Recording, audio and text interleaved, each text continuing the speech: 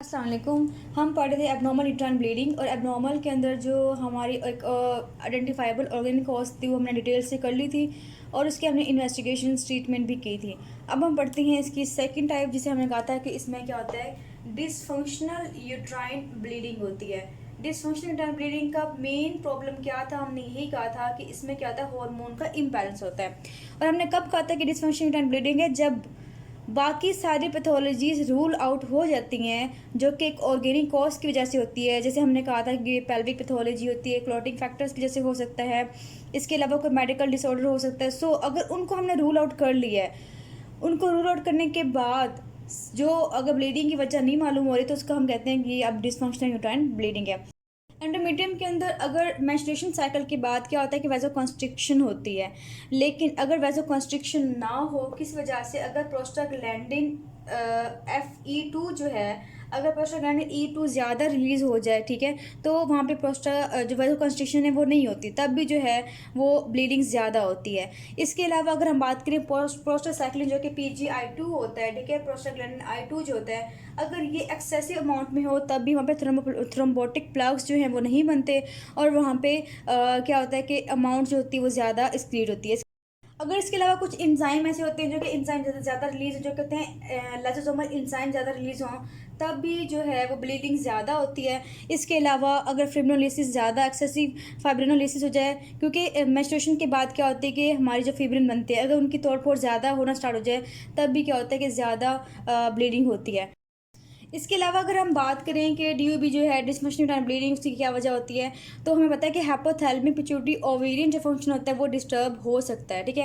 Hypothalamus से hormone release होंगे, फिर जो है पिट्यूटरी से होंगे, फिर ओवेरियन पे जाके एक्ट करेंगे, तो वो सारा साइकिल जो वो डिस्टर्ब हो सकता है। इसमें दो तरह की क्लासिफिकेशन आ जाएगी, एक हो जाएगी ओव्यूलेटरी, ठीक है, जिसमें क्या होता है कि ओव्यूलेशन जो होती है वो हो रही होती है, ठीक है। सेकंड होती है एन ओव्यूलेटरी, ठीक है, एन ओव्यूलेटरी जो है प्रॉब्लम हो सकती हैं। अच्छा, अगर हम बात करें ओव्यूलेटरी की, ओव्यूलेटरी में क्या प्रॉब्लम होता है, ओव्यूलेटरी में ये प्रॉब्लम होता है कि उसमें ओव्यूलेशन हो रही होती है, लेकिन जो फॉलिकुलर फेज होता है या फिर ल्यूटल फेज है उसमें कुछ डिस्टर्बेंस आ जाती है, उसमें कुछ ना कुछ जो है हार्मोन्स का प्रॉब्लम आ जाता है, या तो फॉलिकुलर ल्यूटल फेज शॉर्टन हो जाएंगे या फिर वो प्रोलोंग हो जाएंगे। अच्छा, अगर हम बात करें इसकी होता ये है, अगर ल्यूटल फेज की बात करें तो होता ये है कि ओव्यूलेशन के बाद जो है कॉर्पस ल्यूटम रिलीज होता है, कॉर्पस ल्यूटम बनता है, कॉर्पस ल्यूटम क्या रिलीज करवाता है, प्रोजेस्टेरोन करवाता है। अगर किसी वजह से जो है ल्यूटम जो कॉर्पस ल्यूटम है वो प्रोजेस्टेरोन रिलीज ना करवाए तो एस्ट्रोजन को वो अपोज नहीं कर सकता। सो एस्ट्रोजन ज़्यादा रिलीज होगा और उसकी वजह से क्या होगा कि इसमें प्रॉब्लम आएगी।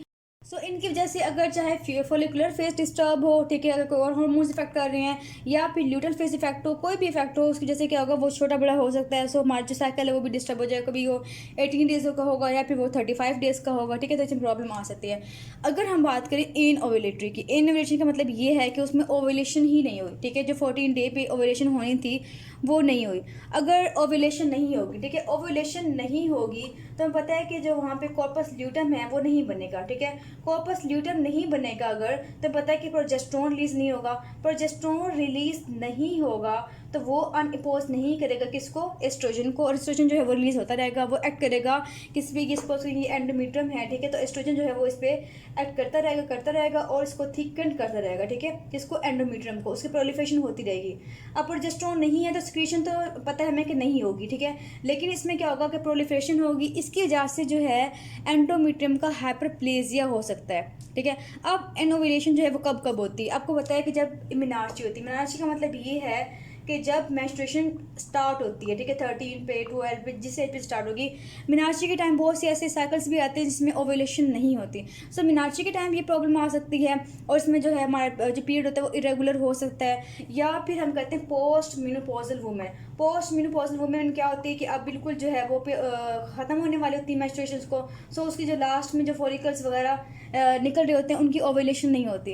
अगर उनकी ओव्यूलेशन नहीं होती, ठीक है, ओव्यूलेशन नहीं होगी तो एस्ट्रोजन ज़्यादा रिलीज होगा, एस्ट्रोजन ज़्यादा रिलीज होगा तो उसके बाद क्या होगा कि वो जाके हाइपरप्लेजिया करवाएगा, प्रोजेस्टेरोन नहीं होगा। हमें पता है कि ऐसे पेशेंट में जो है हाइपरप्लेजिया हो जाएगा, हाइपरप्लेजिया के बाद जो है वो कार्सिनोमा होने का चांसेस ज़्यादा होते हैं पोस्ट मेनोपॉजल में। लेकिन मिनार्ची की बात क्योंकि इनमें बाद में जो है वो रेगुलर साइकिल हो जाता है, इसमें ज़्यादा प्रॉब्लम नहीं करता, लेकिन जब पोस्ट मेनोपॉज में बार बार इनओव्यूलेटरी साइकिल होता है तो उससे जो है कार्सिनोमा होने का चांसेस ज़्यादा होते हैं। नेक्स्ट हम बात करते हैं इसको हम किस तरह इन्वेस्टिगेट करेंगे। तो ये आपने बात याद रखनी है कि हमने इसको इन एक्सक्लूजन बनाना होता है। डायग्नोसिस ऑफ एक्सक्लूजन का मतलब ये होता है कि हमने क्या करना है कि हमने सबसे पहले जो पेल्विक पैथोलॉजी है उसको डायग्नोस करना है। सो इसकी इन्वेस्टिगेशन सारी की सारी वही है। कोई भी एबनॉर्मल ब्लीडिंग की पेशेंट आपके पास आती है, जो हमने पहले की थी इन्वेस्टिगेशन सारी वही होती है। उन सब के बाद भी अगर आपको जो है डायग्नोस ना हो तो वो होता है डिस्फंक्शनल यूट्राइन ब्लीडिंग होता है। सो